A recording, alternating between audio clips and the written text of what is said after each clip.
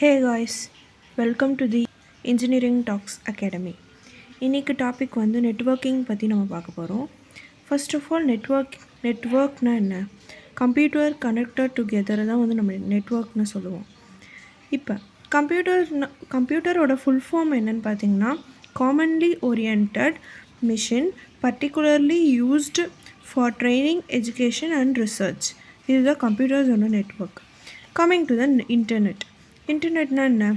ஒரு collection of computer நெட்வொர்க்கை தான் வந்து நம்ம இன்டர்நெட்னு சொல்லுவோம். Collection of computer connected together through the internet is called as இன்டர்நெட்னு நம்ம சொல்லுவோம். இது எப்படி ஸ்டார்ட் ஆச்சுன்னு லெட்ஸ் see.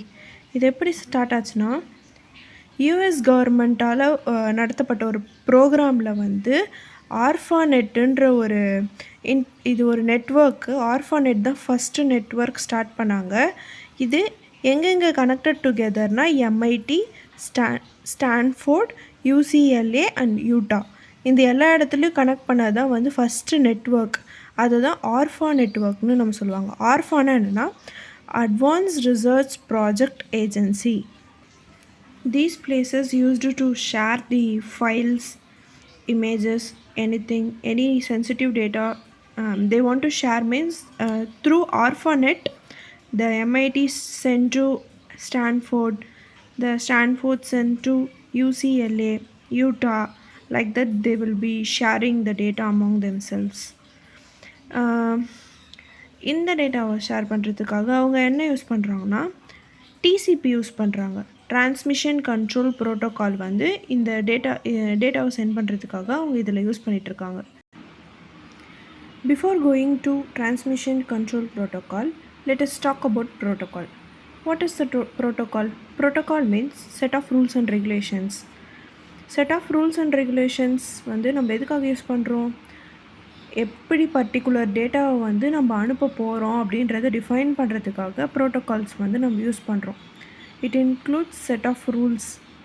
இப்போ வீடியோனா ஃபஸ்ட்டு இப்போ ஒரு வீடியோ மெயில் அனுப்ப போகிறோன்னா என்ன பண்ணுவோம்? ஃபஸ்ட்டு உங்கள் ஃப்ரெண்டுக்கு ஒரு இமெயில் வீடியோ இமெயில் அனுப்ப போகிறீங்கன்னா கனெக்ஷன் கொடுப்போம் சர்வர் மூலயமா. கனெக்ஷன் கொடுத்ததுக்கப்புறம் establishing the connection, then send the video to your friend, then they will receive the video. These are the protocols used for transferring a video message. Each protocol includes different rules and regulations in this part. It is used to define that how a particular data will be sent through the protocol. It is nothing but a set of rules and regulations. Now let us talk about World Wide Web. World Wide Web na எல்லா web பேஜஸையும் store பண்ணி வைக்கிற ஒரு place தான் world wide வெப்னு சொல்லுவாங்க. Let us talk about the network connection. Network connection இங்கே எப்படி இருக்கும்னா ஒயர் வந்து அண்டர் த ஓஷனில் வந்து கனெக்டட் ஆகிருக்கும். நெட்வொர்க் கனெக்ஷன் அப்படி தான் இருக்கும். ஃபார் எக்ஸாம்பிள், நான் உங்களுக்கு இந்த ஒயர் அண்டர் ஓஷன் எப்படி கனெக்ட் ஆகிருக்குன்றதை வந்து உங்களுக்கு நாங்கள் விஷுவலாக காட்டுறேன். இங்கே பாருங்கள், ஒரு பிளேஸில் இருந்தும் ஜாயிண்ட் ஒயர் வந்து வேறு ஒரு பிளேஸ்க்கு வந்து கனெக்ட் ஆகிருக்கு. இது எங்கே இருக்குன்னா there is a North Pacific Ocean, under that South Pacific Ocean. இந்த ஒயர் மூலயமா தான் வந்து அண்டர் த ஓஷன் நெட்வொர்க் வந்து பாஸ் ஆகிட்டுருக்கு. Let me talk about TCP. TCP stands for Transmission Control Protocol. Transmission Control Protocolல என்ன என்ஷூர் பண்ணுறோன்னா கண்டிப்பாக அந்த டேட்டா வந்து டெஸ்டினேஷனை ரீச் பண்ணும், யாராலையும் கரப்ட் பண்ண முடியாதுன்றது வந்து டிசிபி ப்ரோட்டோக்கால் மூலயமா நம்ம வந்து என்ஷூர் பண்ணிக்கலாம். But UDP stands for user datagram protocol. இது வந்து டேட்டா வந்து ரீச் ஆனாலும் ஆகும், ரீச் ஆகாமையோ போகும் அப்படின்னு சொல்கிறாங்க. Let us go to HTTP, hypertext transfer protocol. இது ஒரு வெப் ப்ரௌசர்னு சொல்கிறாங்க. இங்கே டேட்டா எல்லாமே வந்து பேக்கெட்ஸாக தான் சென்ட் ஆகும்னு சொல்கிறாங்க. பாருங்கள், இங்கே டேட்டா எல்லாமே பேக்கெட்ஸாக தான் சென்ட் ஆகும். It is the format how the server send back the data. இந்த கேஸில் பார்த்திங்கன்னா நம்ம எல்லாத்தையும் வந்து இதுதான் அப்படின்னு எப்படி கண்டுபிடிக்கிறோன்னா த்ரூ ஐபி அட்ரஸ் யூஸ் பண்ணி தான் கண்டுபிடிக்கிறோம். google.com, google.com இதெல்லாம் என்ன இன்க்ளூட் பண்ணியிருக்குன்னா கம்ப்யூட்டரையும் சர்வரையும்லாம் வந்து இன்க்ளூட் பண்ணியிருக்கு அப்படின்னு சொல்கிறாங்க.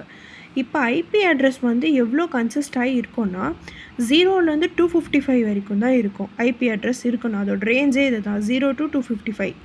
உங்களோட சிஸ்டம் ஐபி அட்ரஸை கண்டுபிடிக்கிறதுக்கு நீங்கள் வந்து இந்த கோட் வந்து யூஸ் பண்ணி பாருங்கள். இந்த கமாண்ட் லைன் யூஸ் பண்ணிங்கன்னா உங்களோட ஐபி அட்ரஸ் என்னன்றது வந்து உங்களுக்கு காட்டும். நான் உங்களுக்காக இப்போ வந்து காட்டுறேன் ஃபிசிக்கலாக.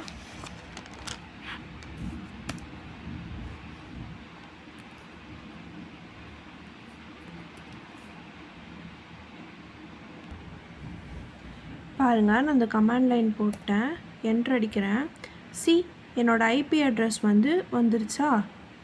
இதுக்காக இந்த கமாண்ட் லைன் யூஸ் பண்ணுறோம். ஐபி அட்ரஸை வர வைக்கிறதுக்காக இந்த கமாண்ட் லைன் நம்ம வந்து யூஸ் பண்ணுறோம். இதுதான் என்னோடய ஓன் கம்ப்யூட்டரோட ஐபி அட்ரஸ். அவ்வளோதான், இதோட பார்ட் 1 வீடியோ ஓவர். பார்ட் 2க்காக வெயிட் பண்ணுங்கள். நெக்ஸ்ட் வீடியோ நான் சீக்கிரமாகவே போஸ்ட் பண்ணுறேன். தேங்க்யூ ஃபார் வாட்சிங். Stay connection with us.